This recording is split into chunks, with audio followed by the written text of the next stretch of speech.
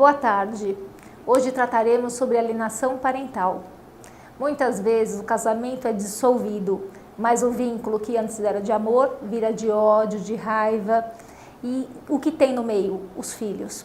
Então, um dos pais usa o filho para denegrir o cônjuge. Isso é alienação parental. E para nos esclarecer os termos jurídicos, eu conto com a presença da doutora Elaine Antônio de Freitas, advogada, especialista em família. Doutora Elaine, muito obrigada. Eu que agradeço o convite. Então eu queria que a senhora nos explicasse, para quem está nos assistindo, a alienação parental, quando um ato que um pai denigre o outro cônjuge para o filho é caracterizado alienação parental. São várias as atitudes que relatam, que demonstram essa alienação parental. São algumas evidentes e outras por omissão.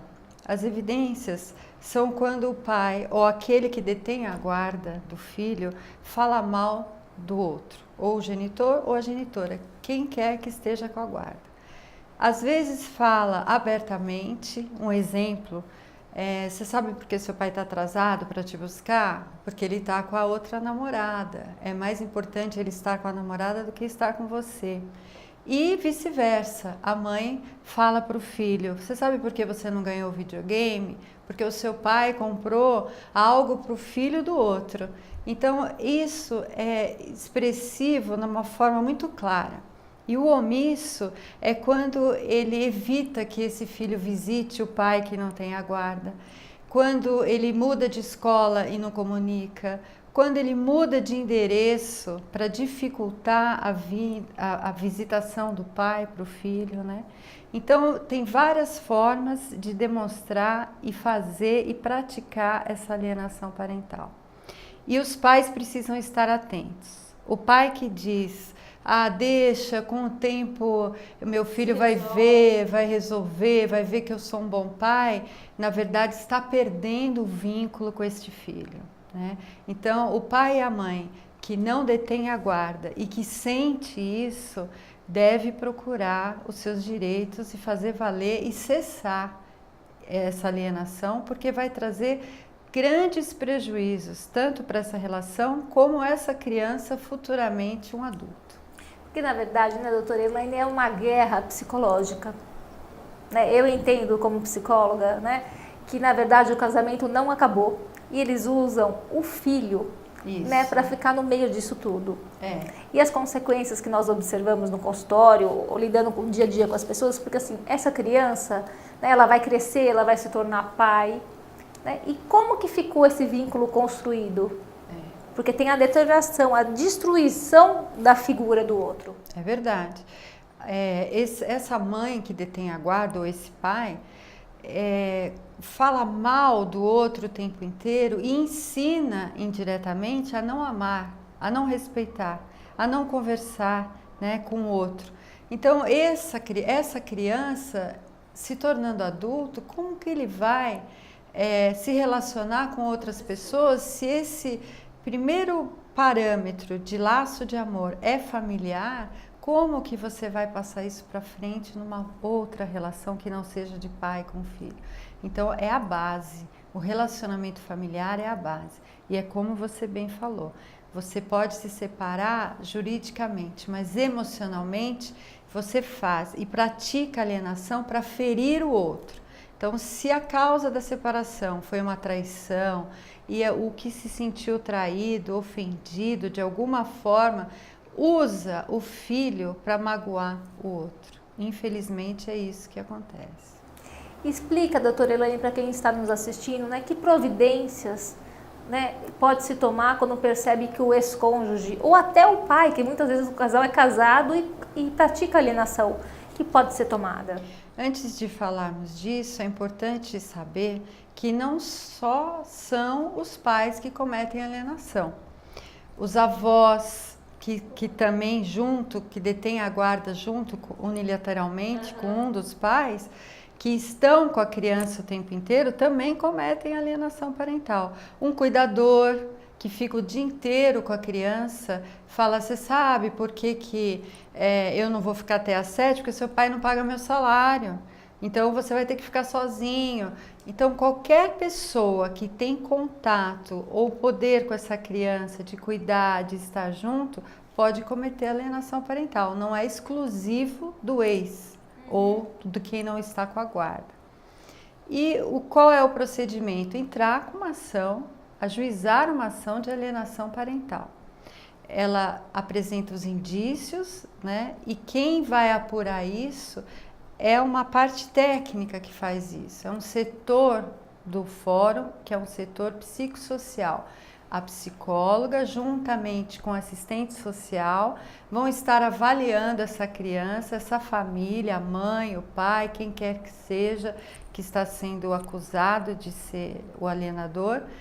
E, infelizmente, devido ao inúmeros processos que nós temos, se restringe em 3, 4 sessões, com uma diferença aí de 10 dias entre elas, e em 90 dias esse laudo tem que estar na mão do juiz. Então, nem sempre a verdade dos fatos vai prevalecer, infelizmente. É importante que quem tem condições oferte o psicólogo particular para acompanhar esse setor técnico do judiciário, que possa ajudar junto com outro psicólogo que já conhece essa criança, já conhece essa mãe, juntas, né, 2 psicólogas ou 2 assistentes sociais, consigam chegar num consenso mais favorável, mais verdadeiro e mais justo, né, para as famílias. Baseado nesse laudo é que o juiz vai poder decidir se houve ou não alienação parental. E como que o judiciário tem trabalhado nisso? Porque é uma lei nova, né? Foi sancionada em 2010. Ele, assim, não muito antigamente, uns 15 anos atrás, nem todas as comarcas tinham a vara da família. Hoje ainda, por incrível que pareça, São Caetano do Sul não tem vara da família. Então, quem decide sobre isso é o mesmo juiz que decide uma rescisão contratual, por exemplo. Complicado. Então, hoje a grande maioria tem a vara da família e tem esse suporte para que consigam avaliar essas famílias. Mas é você trazer ao judiciário sentimentos, emoções. E nem sempre os juízes estão preparados ou têm essa disponibilidade para ouvir tudo isso. Mas se chega aí, pelo menos, a finalidade de que se houve ou não alienação. E se houve alienação, existem sanções para isso, né? E quais são as penalizações, né? As sanções para quem pratica? Uma vez constatada a alienação, através desses laudos, né? Começa desde uma advertência, digamos assim. O juiz adverte ao alienador que ele não pode fazer isso. Isso passa a ser uma sentença executória. Quer dizer, que se houver novamente, e o juiz tomar ciência disso através de uma provocação de um advogado, ele pode aplicar multa cada vez que isso acontece, até a perda do poder familiar. Inverter a guarda. Aquele que tinha passa para o outro que não tinha. O que tem se evitado também isso são as novas guardas compartilhadas, porque quando há guarda compartilhada, dificilmente ocorre alienação, porque é dividido o tempo, é dividido as questões daquele filho, como que ele vai estudar, com quem, onde ele vai, para onde ele vai viajar. Então os pais estão em constante conversa. Apesar, doutora Elaine, que eu tenho um caso no consultório que a guarda é compartilhada e o pai pratica alienação. Também, porque acontece. A minha visão, a minha percepção de que assim, né, o casamento não foi resolvido, o Com pai certeza. foi deixado pela esposa, não admite isso, né, e aí ele usa a criança para atingi-la, que é bem isso.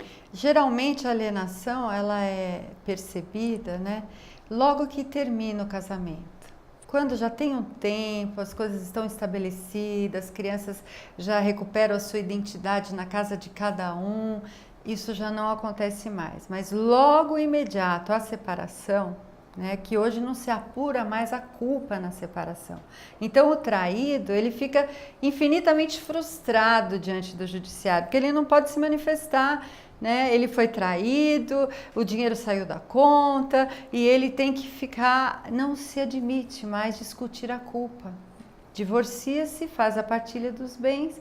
Então, como que ele vai ser ouvido? Como que ele vai se vingar? Através dos filhos, né?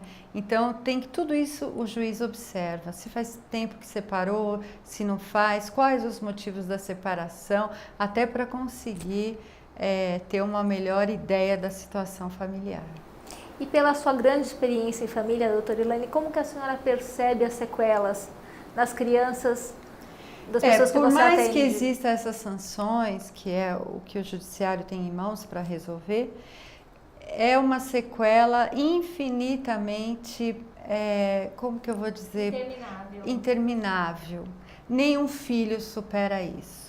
Mesmo que esse pai seja advertido quanto àquela alienação, aquilo ficou imbuído na criança. Em determinados momentos, ela teve que escolher, ela teve que fechar a guarda, ela teve que não visitar o pai. Isso não passa tranquilamente pela vida. A senhora, como psicóloga, você, desculpa, pode dizer isso melhor do que eu.